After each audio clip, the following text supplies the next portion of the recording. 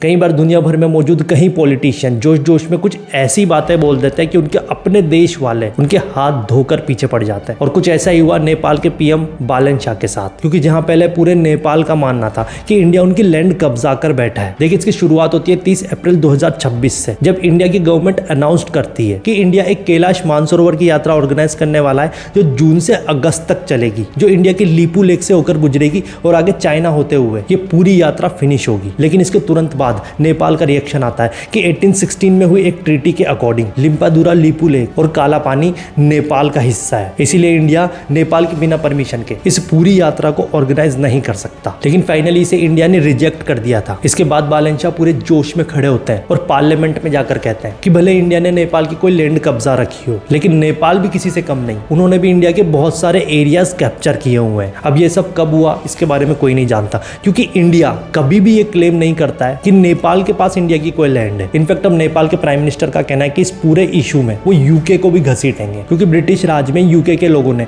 नेपाल और इंडिया के बीच एक लाइन खींची थी।